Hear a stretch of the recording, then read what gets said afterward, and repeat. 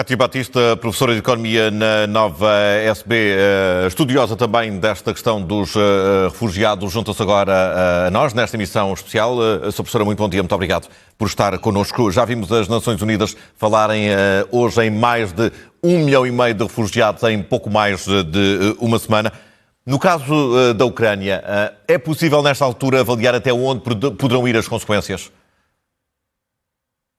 Isto é uma situação verdadeiramente dramática, o facto de nós termos tido este 1,5 milhão de pessoas a deixar um país em 10 dias. É mesmo uma situação sem precedentes. Nós, se pensarmos na crise de refugiados da Síria em 2015, que deixou toda a Europa muito preocupada, tensões populistas, enfim, foram apenas 500 mil pessoas no espaço de um ano inteiro. E nós aqui tivemos o triplo em 10 dias. Portanto, realmente são números impressionantes. As previsões que apontam até 10 milhões de refugiados num país de 44 milhões de pessoas é de facto um êxodo imenso. E, portanto, as consequências, como não pode deixar de ser... São realistas essas previsões? Há previsões que falam em 4 milhões até ao mês de junho e uma mais pessimista até aos 10 milhões.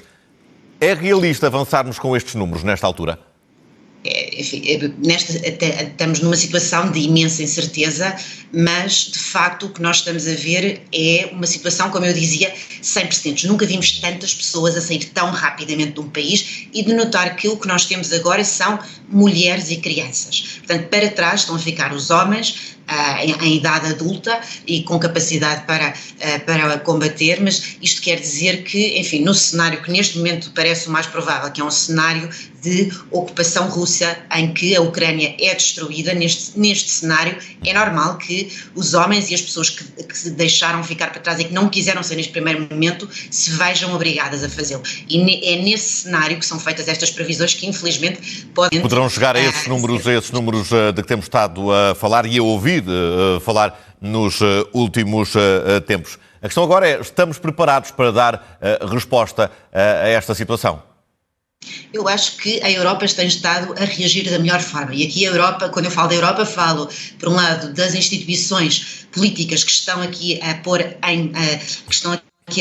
um sistema, criaram um sistema de acolhimento muito simplificado, em que em vez dos processos usuais de pedidos de asilo muito burocráticos, temos aqui um sistema rápido que deixa as pessoas terem uma situação regularizada em que podem chegar, enfim, logo possível, obviamente, depois de colocadas nos países de destino, podem procurar trabalho, que é algo importantíssimo, podem as crianças ter acesso às escolas e, enfim, eu para dar o exemplo, ou para voltar ao exemplo da Síria em 2015, há estudos que mostram que o facto de a maior parte dos países europeus não terem dado oportunidade aos refugiados para trabalharem desde o início fez com que se perdessem 40 mil milhões de euros. Portanto, isto é algo que, do ponto de vista da Europa, vai haver pessoas a trabalhar, que pagam impostos, que contribuem para a segurança social e que, ao mesmo tempo, se integram numa Europa que está envelhecida, em que nós temos visto pressões inflacionistas na Europa porque não há pessoas para trabalhar. E, portanto, eu acho que, enfim, numa perspectiva de médio prazo, vai ser algo que nós, enquanto europeus, enfim, até beneficiamos. Enfim, nesta situação dramática não é o mais imediato, mas é aquilo que nós sabemos dos economicamente poderá vir a acontecer. Sr. Professor, mas há aqui outra questão, que é este novo fluxo pode comprometer a ajuda que a Europa tem estado a dar a migrantes de outras paragens?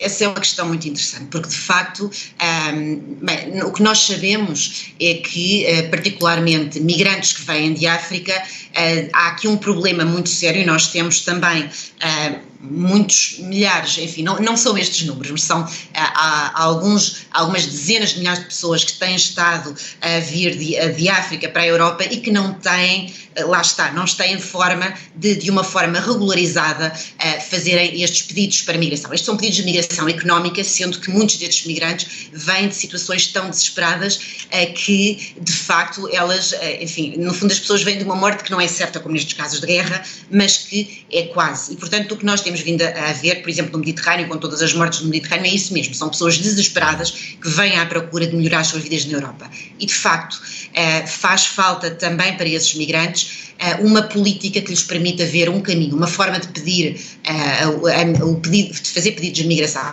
Agora, uma diferença crucial entre estes dois fluxos migratórios são as qualificações. O migrante típico, ou o refugiado da Ucrânia, vem com qualificações muito superiores às qualificações de um migrante que venha de África, e a Europa precisa de ambos, e portanto eu não vejo aqui que politicamente um tipo de migração tenha de substituir a outra, até porque, enfim, os números, mesmo que sejam 10 milhões de refugiados ucranianos, na Europa, nos mercados a questão não de trabalho... está na substituição, é nas condições para receber toda a gente, não é? Existem condições, porque as condições criam-se elas próprias. Quando vêm pessoas que trabalham, criam empregos, isto cria riqueza em si próprio e vai criar maior necessidade de trabalhadores eles próprios. E, portanto, no fundo, isto é uma espiral virtuosa de crescimento económico. Quando há mais pessoas, quando as pessoas chegam, quando as integramos através do trabalho, isto vai criar riqueza, vai criar mais emprego e pode trazer mais pessoas e oportunidades para mais pessoas. E como este tipo de migrações são de alguma forma complementares, porque alguns vêm para empregos menos qualificados, outros para empregos mais qualificados, eles no fundo, juntamente com as necessidades que existem neste momento nesta Europa, em que faltam crianças, em que falta mão de obra, em que temos crises na segurança social, acho que há espaço para todos, mas o que é necessário são estas políticas que permitem que os migrantes venham e possam contribuir efetivamente e ser integrados de forma digna na nossa sociedade. Professora Cátia Batista, temos condições para isso. E disse só para terminar, já o fez. Bom dia, muito obrigado pela sua disponibilidade para estar connosco esta manhã. Muito obrigada, foi um gosto. Obrigado.